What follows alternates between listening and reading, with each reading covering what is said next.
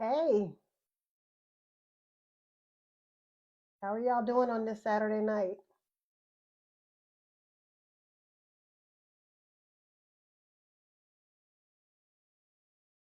Yeah, thank you. Thank you. I love Q Dog too. That's who I came on to talk to you guys about tonight. I was sitting here and he is actually gone bowling and I don't know. I struggle with this a lot. Um he does his own thing and he enjoys doing his own thing, but as his mom, knowing that he is on a recreational outing by himself kind of makes me sad. I don't know. I suppose that there are two ways to look at this, but hey, thank you guys for joining me. I want to talk to you guys about how I'm feeling right now. Um, I'm grateful for all the progress that he has made, but some things really just still kind of make me sad, right? Just makes me sad. Um, and the weird thing is that, I don't know if he's sad about it because he seems pretty happy about being able to do things on his own and go places and to do things. So, but I want to know if anybody can resonate with what I'm feeling. So, those of you guys that know Q know that he is fairly independent, and he definitely enjoys doing things and going to hang out. But we are still working on that whole friendship thing. Um, he's made quite a few acquaintances, but no real friends. And so on nights like tonight, when, he's a young man and he wants to go and have some fun and he wanted to go bowling. And of course, I offered to go, but he didn't want me to go with him. Um, and, I don't know. It just kind of just bothers me a little bit. Actually, it bothers me a lot because I wonder whether or not he's ever going to be able to have that community, with him. Um, that's a good question. Have I had play dates? That worked when he was younger. Yes, it did. But since he's been a late teen and now he's an adult, the play dates don't work for him. It doesn't work for him. Yeah. So he's actually 24 right now. He is 24 right now. Yeah, it is definitely hard to let go. And I feel like I often force myself to let go. Um, but sometimes I haven't let go in here. I let go on the outside, but I haven't I didn't let go in my heart, so it's kind of hard. But I don't know what to really do. I am thinking about doing maybe a meetup here in Atlanta because I feel like there's got to be other parents out here like me that knows that their child needs some, socialization with other people, or maybe they don't. I don't even know because he seems quite content. He actually seems quite content. He says that he wants friends, but he just seems okay with it, even if he doesn't. Um, but I'm thinking about doing a meetup group to see if there are other young adults. Like I said, he's 24 years old, so I can't really set something up for him directly, but I can possibly create an environment where there are others that, want to do the same thing and want to meet other people and have someone to go bowling with rather than going on their own like he has tonight. Um, Anybody have any thoughts about that? Oh, that's a really good comment. Yeah, yeah. I'm definitely not into rushing the friend thing either. And I guess since he doesn't mind, I shouldn't mind. But at the end of the day, I know that that's what he wants, and I'm going to have to help him facilitate that.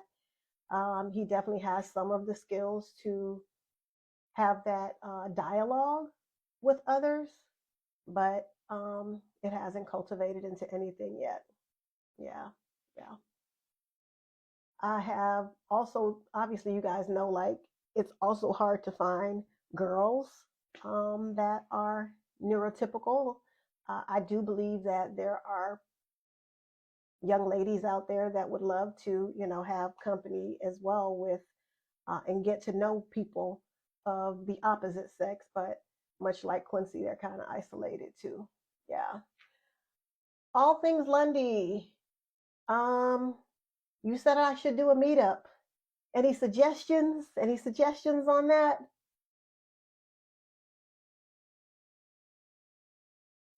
So I am in Atlanta, and he is not involved in a self-determination program through any regional centers at all. As a matter of fact, there's a couple of organizations that he is a part of, but not he's not involved in that. Yeah, just a marketing chick. Your son is content alone as well. I don't know. How do you feel about that? Do you feel okay with that? Oh, Mrs. Mom Life, check this out. So someone else had mentioned that to me too about him doing Love on the Spectrum. He actually had an interview in December, either late December, early January, with the producer from Love on the Spectrum. And they said that they would be, interviewing a lot of other people. And if they were interested, that they would reach back out. So far, they haven't reached back out yet. So, keeping our fingers crossed. It would be great if he could be on Love on the Spectrum. But if he's not, so be it. It's probably just not meant for him. Yeah. Yeah. Okay. Yes, I am familiar with Gestalt language processing. Quincy is definitely a Gestalt language learner. Yes, he is. Mm, what else we have in here? Oh, thank you so much. Yeah, thank you so much. I hope that he's going to be okay. I mean, we're definitely trying to put the work in for him. Um, you know, But we'll see. We'll see. I just really want him to have everything that all of us neurotypical people have. And for him right now, this the relationship piece is just the last part. And when I say relationship, I don't necessarily mean a girlfriend, even though he wants one. But just friendship. That's the one piece that he just hasn't been able to, master just yet. Yes, he was in public school. He went to public school his entire life, from kindergarten through 12th grade. And it was definitely an interesting journey.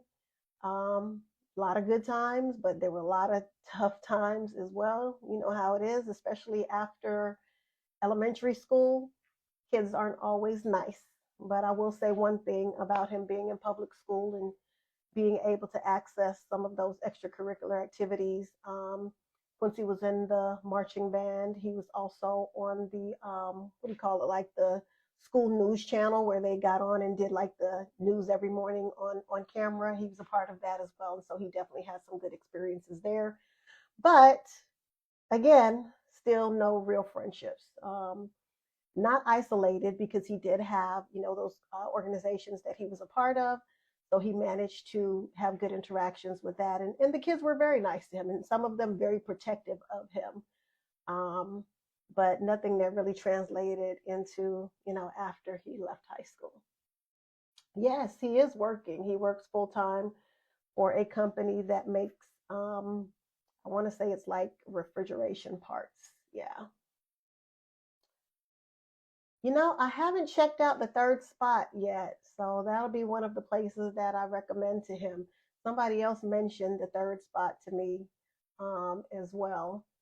And I feel like with a mature crowd, that might be a whole lot better than, a younger crowd who sometimes they often are not as open as we would hope them to be, or as inclusive as we would have hoped them to be. Yeah. Reach out to Abby's mom and David's. Okay. I'm gonna do that. I'm definitely gonna do that. I just right now am thinking about trying to see. I don't know, this whole meetup thing. I've never done that before, and so I really feel like it's a great idea. but I don't know how it's going to work necessarily. I just want to make sure that I kind of do things the right way. And of course, I kind of have to tiptoe around Quincy because he doesn't necessarily want me to do everything for him, and rightfully so. He's a young man, but I also want to make sure that I provide him with opportunities because that's how things have worked, best for us. He'll always say no to whatever I offer, but if he has an opportunity to experience it, then he will normally, do something different. There are parent-to-parent support groups. Yes, there are. Um, I also have my own, support group that I'm a part of with my particular tribe, I will say. But I haven't gotten anything from the group that I am a part of in terms of this piece of it. I think that a lot of the people that I'm in touch with, they aren't necessarily there yet with letting go, and they are actually kind of content with their child being home and being okay with being at home. And I guess that's where I'm struggling with, just being okay with the way things are. Yeah. Oh, good. I see a lot of you guys understand where I'm coming from. Yeah. Did I respond back in movie language? Ooh, no, I did not. I did not.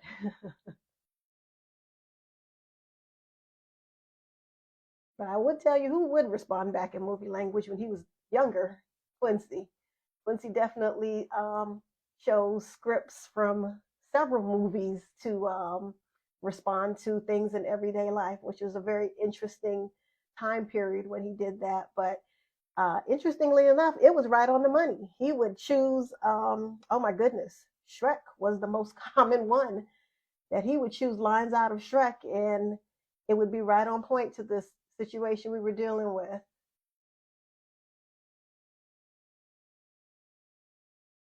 All right. Lori Morrow, you work with young adults on the spectrum over on social. Okay. I'll have to DM you, Lori. All right. Any of you guys, other guys, kids speak in movie language or scenes from a movie? Are Gestalt language learners?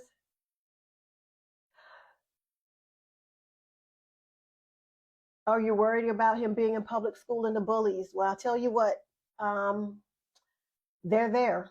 They are there. I was an educator in the public school system for 17 years, and I was a special ed teacher. I was a special ed administrator. I was an assistant principal, and it's there. It's there. Really teaching your kids how to advocate for themselves and to not be afraid to speak up and tell and get administrators involved is huge, because a lot of times our kids just kind of deal with it and they end up depressed and withdrawn because of it. So that's really important. I'll tell you guys a quick story about that. When Quincy was a 10th grader, there was a student that had called him a derogatory word that I won't say. And he didn't even come home and tell me, but I got a call from one of his teachers the next day. She was following up with me to see what had happened with the student that had called him this name. And I was like, what student? What name? And so she shared with me what happened. And obviously, I contacted the school administrator right away and found out that this had happened, but he had taken it upon himself to go to his administrator's office and make a statement. And the student actually got in big trouble for that, got suspended for 5 days over what he had done. So the biggest thing is making sure that your child will speak up and they're not afraid to speak up and contact the right people who's going to help them, and not, some adult that might say, oh, don't worry about it. They're just kids. And just making sure the administrators know who your child is and making sure that they know who you are as well. Yeah.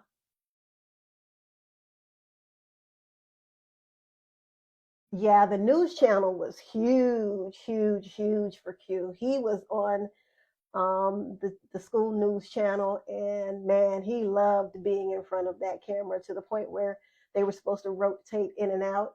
And oftentimes he didn't want to get off the news desk. He wanted to be in front of the camera. But that's a really good place for them to kind of come out of their shell, because not only do they have to sit at the news desk and be on camera, but they also have to like go to teachers and other students and do interviews. And for someone with like Quincy who has a severe language disorder, where it's difficult for him to think about what he wants to say and get it out fluidly sometimes. Being able to do those interviews were huge for him. It was huge for him. Yeah.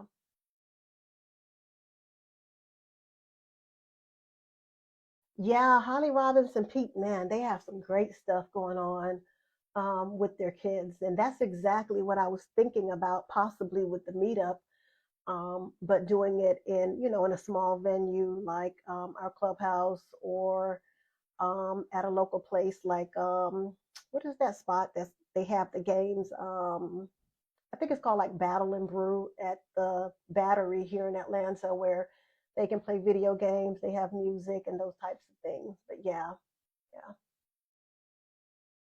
You're welcome. It is definitely my pleasure to share. It's my pleasure to share with everyone. And as much as it's my pleasure to share, I definitely appreciate you guys and all the love that you guys give to Quincy. Yeah. And to me as well.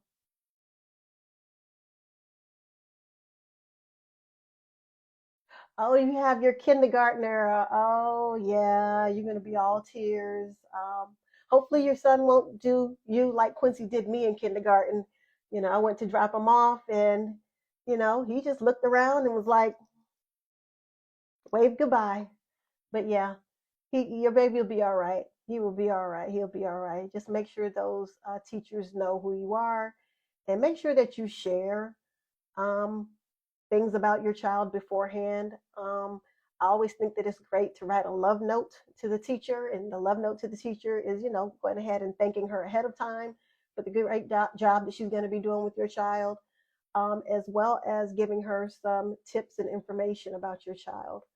Um, Not sure if he's going to have an IEP yet or 504 plan. Oftentimes in kindergarten, it may or may not necessarily be needed for kids with level 1 autism, but just definitely make sure you have those conversations and the email ahead of time. Make sure that they meet him prior to the first day of school. So, yeah, good luck with kindergarten. Kindergarten's great. That's such a great age. Yeah. When did he start joining extracurricular activities? Middle school. Middle school. We tried when he was in elementary school in the community, didn't really work out so well. So we had social skill groups that he went to when he was in elementary school age, and then the beginning of middle school. But actual extracurricular activities started in middle school for him. Wasn't always easy though. Yeah. Oh, yeah.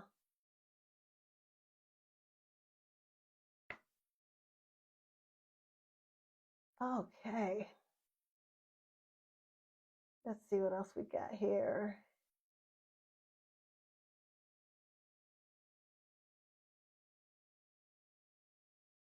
Yeah, you got a guy right in front of the camera too, huh? Yes, Quincy definitely was in special education from pre-K all the way through 12th grade. Yeah, yeah. I will say this. I know that there are a lot of people out there that talk about, not putting your child in special education because it's a label. Well, here's the thing about labels. Labels open doors to services and support.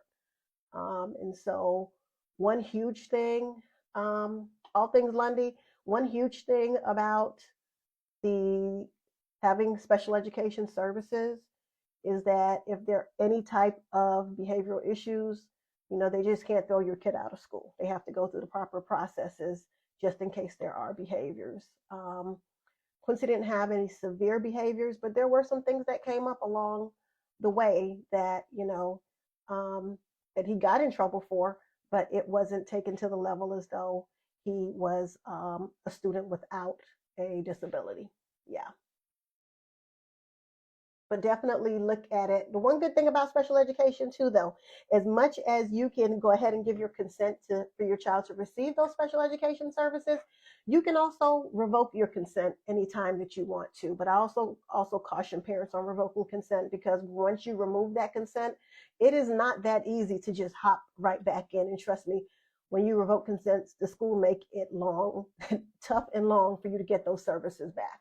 They make you wait every single minute. Yeah.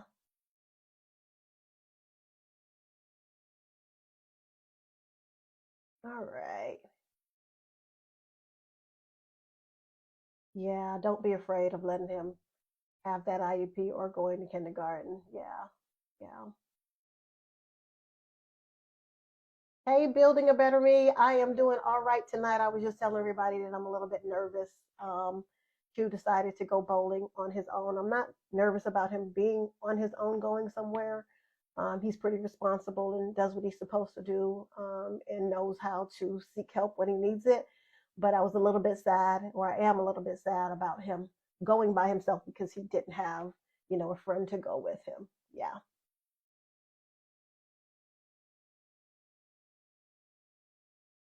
Yeah.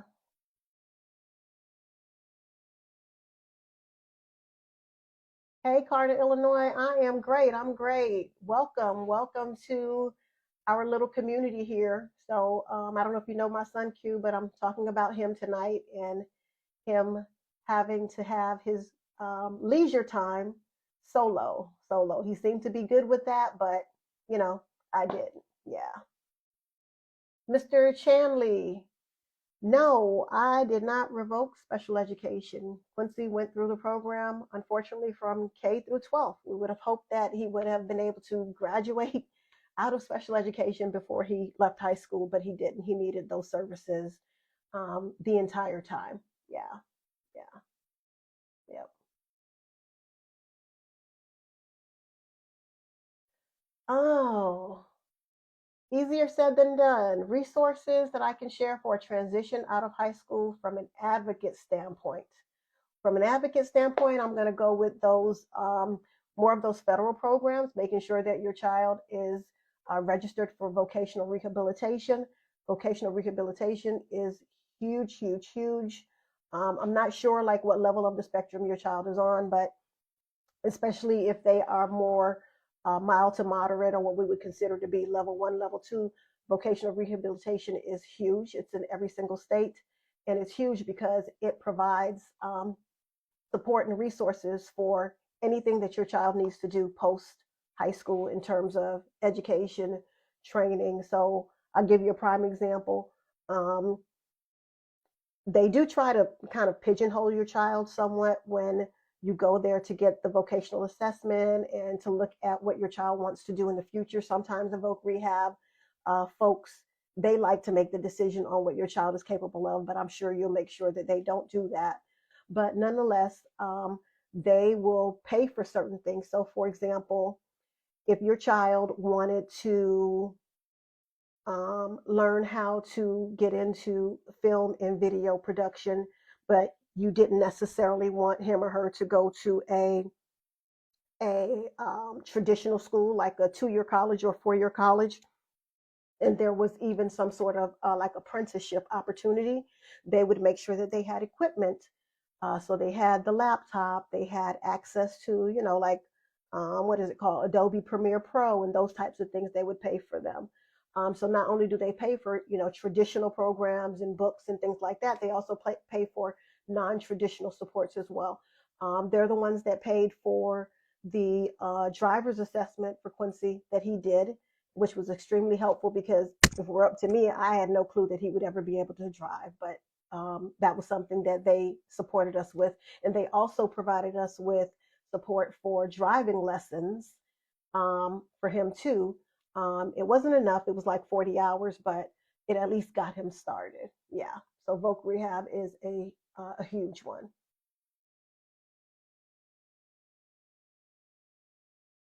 Um, yeah, yeah, he definitely will tell me that my face makes him uncomfortable. Yeah, he definitely lets me know that, And I've been trying for years to not make my face do that, but it's been like that since he was little. When he was little, I used to have to hide my face when I was helping him with homework, because he would read my facial expressions. But yeah, yeah. Oh, all things Lundy, we should connect. You don't have a community? Yeah, I need you to be a part of mine and me a part of yours. Definitely, definitely.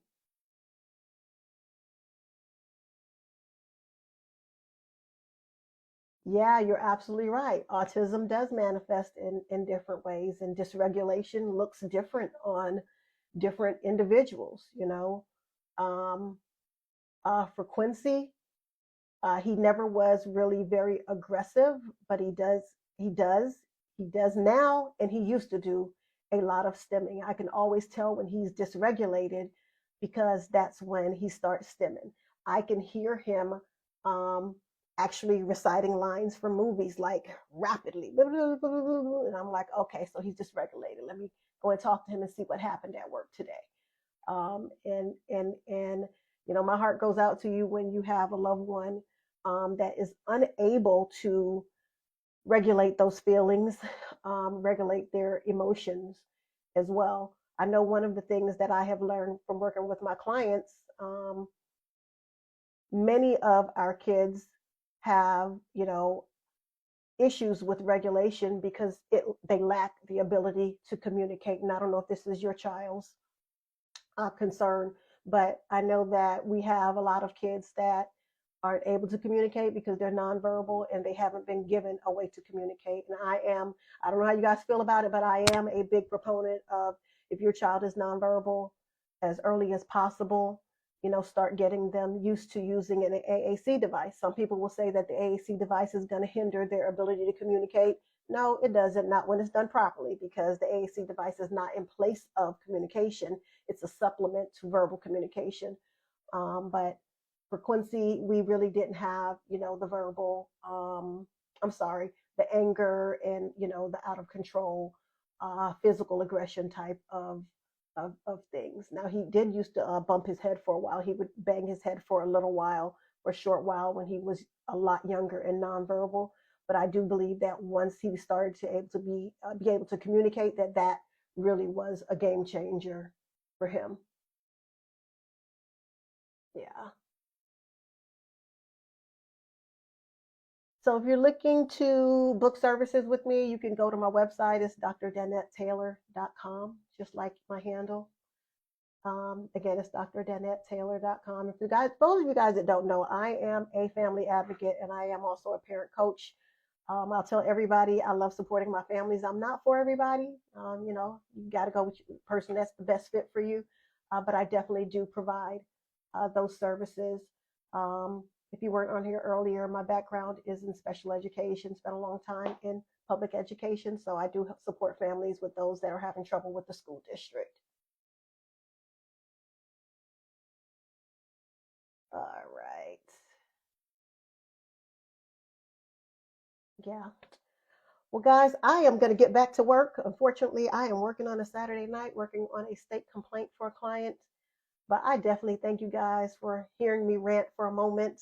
And I hope that you guys enjoy the rest of your evening. Thank you so much for visiting with me. And if you have any questions or concerns, I really do try to answer all of my DMs. Um, Hit me up. Have a good night, everybody.